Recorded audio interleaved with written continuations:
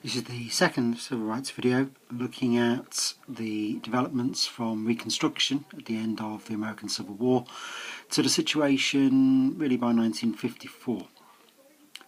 Reconstruction, which is the name given to the efforts made to rebuild the South following the American Civil War, begins in 1865 and did bring some social gains for some blacks.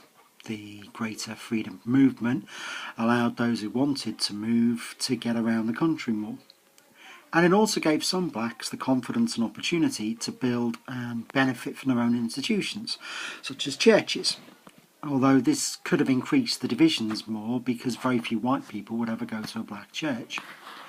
It did also make education more widely available to more blacks. The percentage of illiterate blacks fell from 90% in 1860 to 70% in 1880.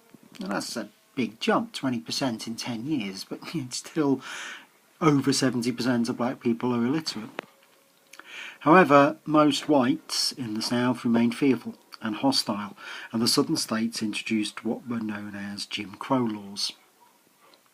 Under the American Constitution, individual states control voting, education, transport and law enforcement. Between 1881 and 1915, many southern states passed laws which insisted upon the separation of white from black in trains, streetcars, stations, theatres, churches, parks, schools, restaurants, cemeteries, even segregating the dead. The Ku Klux Klan, the largest white supremacist organisation, gained around 500,000 members between 1868 and 1871. They terrorised black officials, they attacked black schools and churches. They also gave each other alibis and were frequently jurors, so whites involved with lynching got away with it. Between 1885 and 1917, 2,734 black people, mainly men, were lynched in the USA. No one was ever convicted of any of those murders. The two most important law-making bodies, the Supreme Court and the federal government, did very little about Jim Crow. Congress passed no laws at all to help blacks after 1875. The two major political parties saw no votes in black issues. The Republican Party concentrated on the North. The Democrats focused on the South, and white supremacy was the only issue that would unite white Southern voters, so that's what Democrats focused on. And this party divide would exist until the 1930s, and is one reason why most blacks felt the voting was not something for them. It was nothing that they had an interest in or stake in. There were few options for blacks on how to respond to any of this. Some migrated to the North. Most of them became what are known as accommodationists. They believed the best way forward for blacks and the way for them to survive was to accept the status quo and develop their educational and their vocational, their working skills. The two most important black spokesmen of the early 20th century stood on opposing sides of this issue. The ex-slave Booker T. Washington championed accommodationism, whilst the northerner W.E.B. Du Bois advocated protest.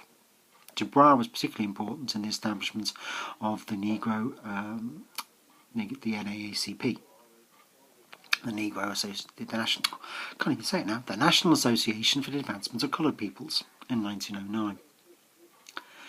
The early 20th century saw some sense of a growing black community and unity, however. Many blacks shared pride in the Harlem Renaissance of the 1920s, when black culture and music flourished in New York's black ghetto, Harlem. And they enjoyed seeing the black boxer Joe Louis become world heavyweight boxing champion.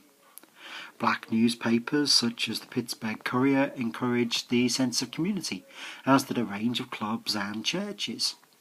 There were also important individuals such as A. Philip Randolph, was a black socialist who formed a black trade union for railroad porters in 1925, and there was also Marcus Garvey.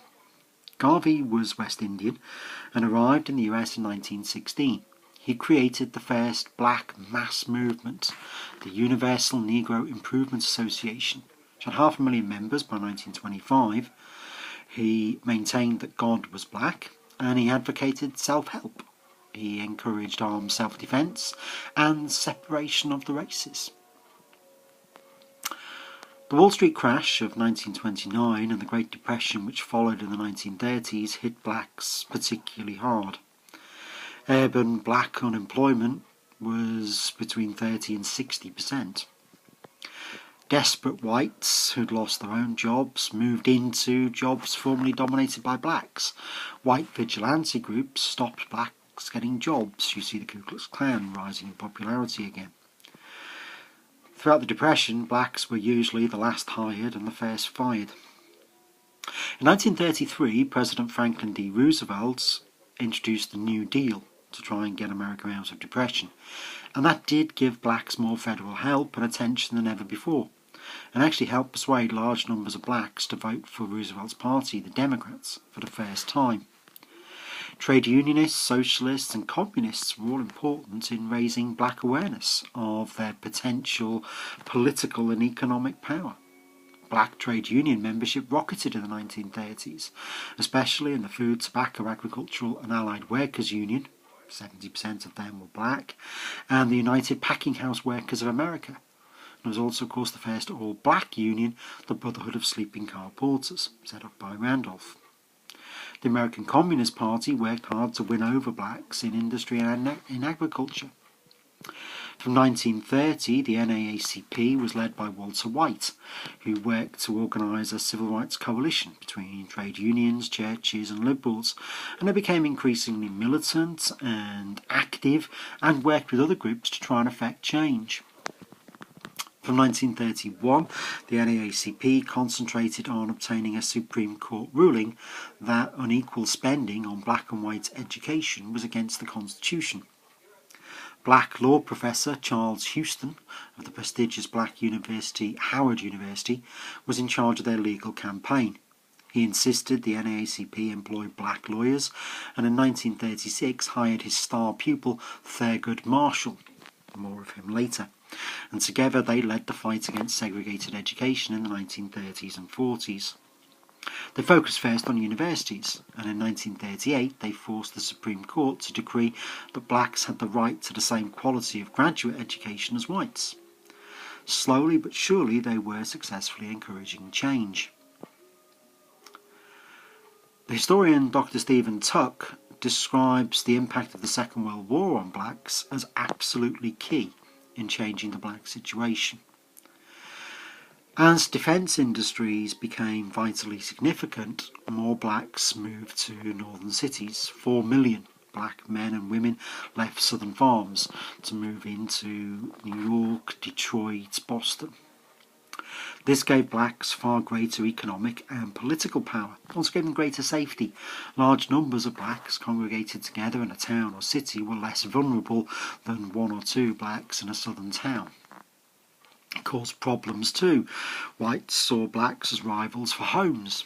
In 1943 there were dozens of race riots across the country. The worst were in Detroit. Over 1 million blacks served in the armed forces, which were segregated, and southern military bases containing northern black soldiers often became trouble spots.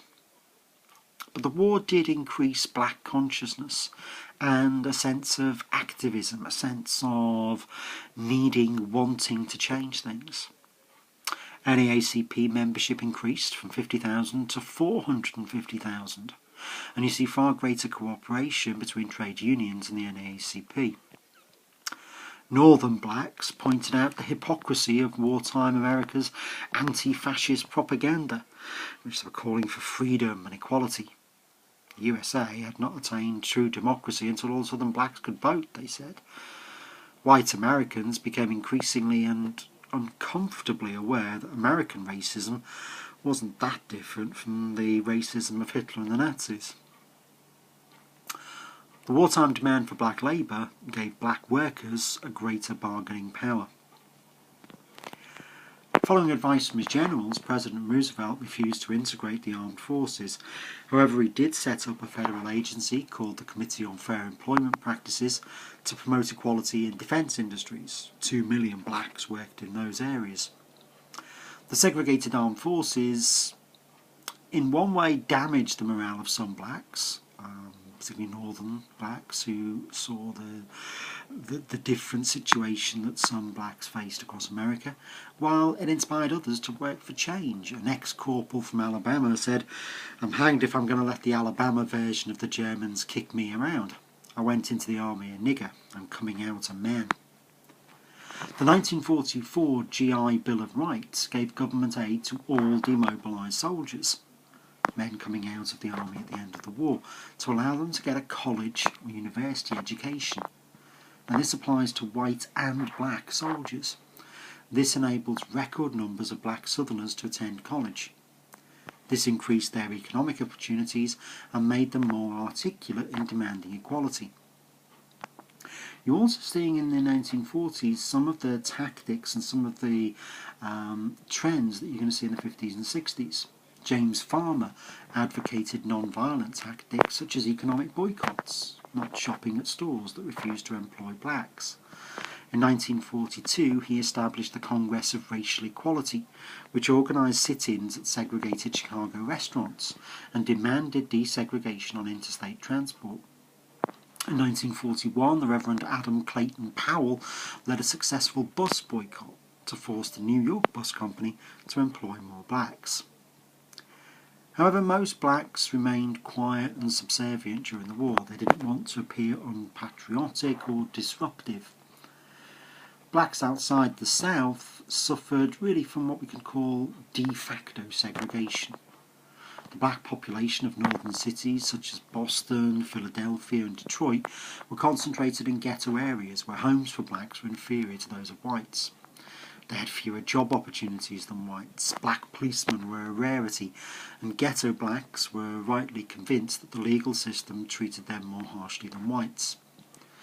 Northern whites were just as unwilling as Southerners to mix with blacks. They didn't want to live near blacks as they brought down property prices. They didn't want their children to be educated alongside blacks as they lowered school standards. So by 1945, the situation is beginning to change. There has been some movement, but it's going to be a very long road to reach true civil rights. Thank you very much for watching. I hope you found this useful.